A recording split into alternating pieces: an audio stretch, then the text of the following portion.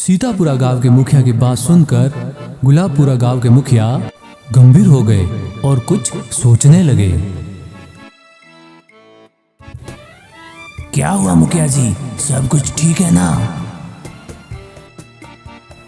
क्या बताऊं मुखिया जी, हमारे गांव में भी एक व्यक्ति भागते हुए आया था और वो बोला, एक बार एक गांव था, नाम था सीतापुर। एक दिन उस गांव में एक व्यक्ति भागते हुए आया।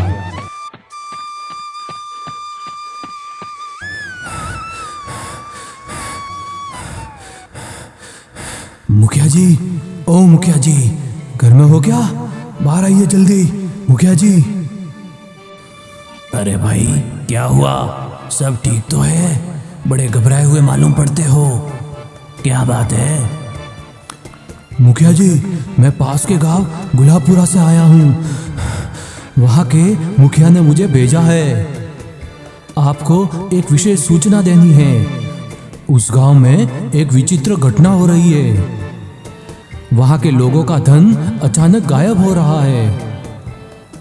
मुखिया जी का कहना है कि किसी भूत प्रेत का साया है, इसलिए मैं आपको सचेत करने के लिए यहाँ आया हूँ। भूत प्रेत का साया? क्या बात करते हो, ये तो बहुत ही रहस्यमय घटना है। हाँ मुखिया जी, मैं सच कह रहा हूँ। तो भाई इस मुसीबत से कैसे बचे? कोई तो तरीका होगा। पास के ही जंगल में एक सिद्ध साधु महाराज रहते हैं।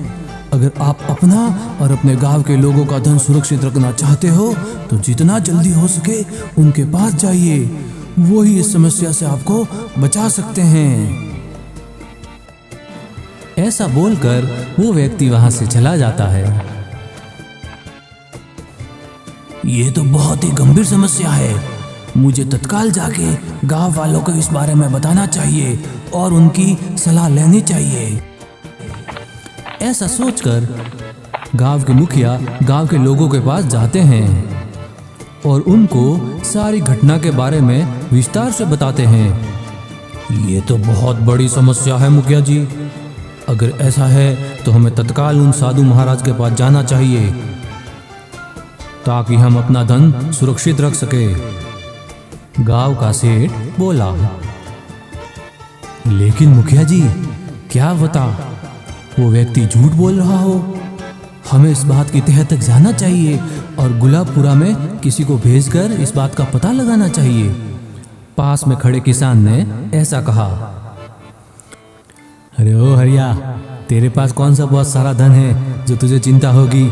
चिंता तो हम लोगों को है, क्योंकि हमारे पास बहुत ज़्यादा धन है।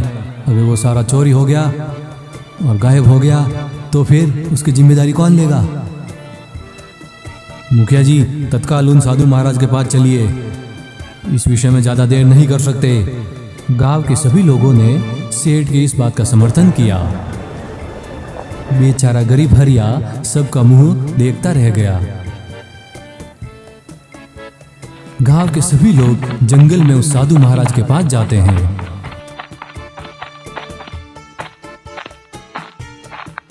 महाराज प्रणाम। खुश रहो। आप सब लोग इधर?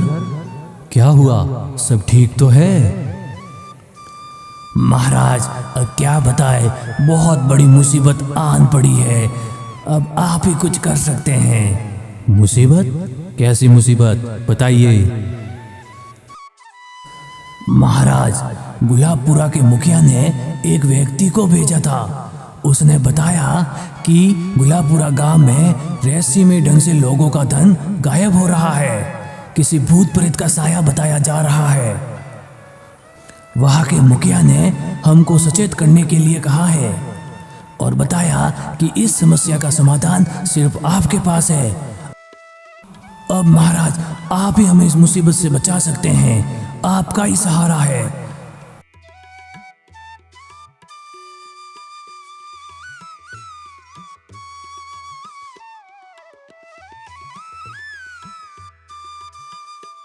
मुखिया की ऐसी बात सुनकर साधु महाराज कुछ सोचने लगे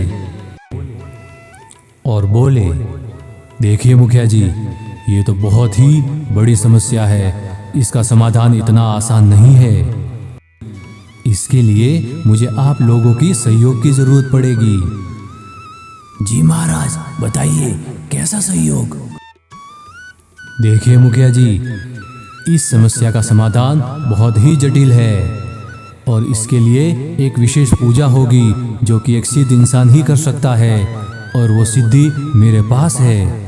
इसके लिए मुझे आप लोगों के पास जो धन है उसकी जरूरत पड़ेगी ताकि मैं उसकी पूजा करके उस भूत प्रेत के साया से उसे बचा सकूं। इसलिए आप लोग तत्काल अपने गांव जाइए और जितना जल्दी हो सके सारा धन लेके इधर आइए। जैसी आपकी आज्ञा महाराज।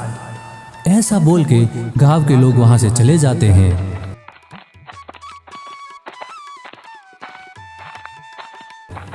और वापस उनके पास जो भी जमा पूंजी थी उसे लेकर साधु महाराज के पास आ जाते हैं और सारा धन उनके हवाले कर देते हैं। मुखिया जी, इसकी पूजा मुझे आज रात को ही करनी पड़ेगी और इसकी पूजा मुझे अकेले ही करनी पड़ेगी। इसलिए आप लोग अपने अपने घर चले जाइए और कल सुबह होते ही वापस आके अपना धन लेके जाइए। ऐसा सुनकर गांव वाले वापस अपने घर चले जाते हैं।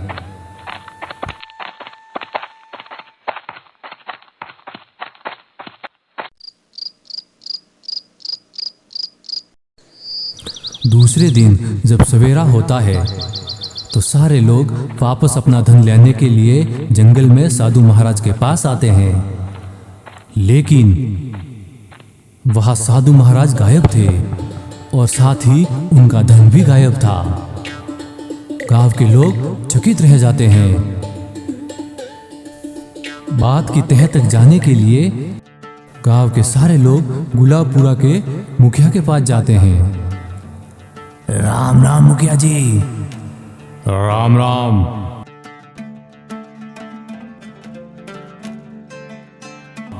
जी कहिए, कैसे आना हुआ? मुखिया जी, मैं सीतापुरा गांव का मुखिया हूँ। हमारे गांव सीतापुरा में आपके गांव से एक व्यक्ति भागते हुए आया था। उसने बताया कि आपके गांव में लोगों का धन रहस्यमयी ढंग से गायब हो रहा है और बोला कि किसी भूत प्रेत का साया है। हमको सचेत करने के लिए उसको आपने भेजा है, ऐसा उसने कहा। और उसके कहे अनुसार हमने अपना सारा धन जंगल के एक सिद्ध महाराज को दे दिया ताकि उस भूत प्रेत के साया से हमारा धन बच सके। लेकिन जब आज हम अपना धन लेने वापस गए तो वो महाराज वहां से गायब थे और हमारा धन भी। क्या उस व्यक्ति को आपने भेजा था? ये सच बात है?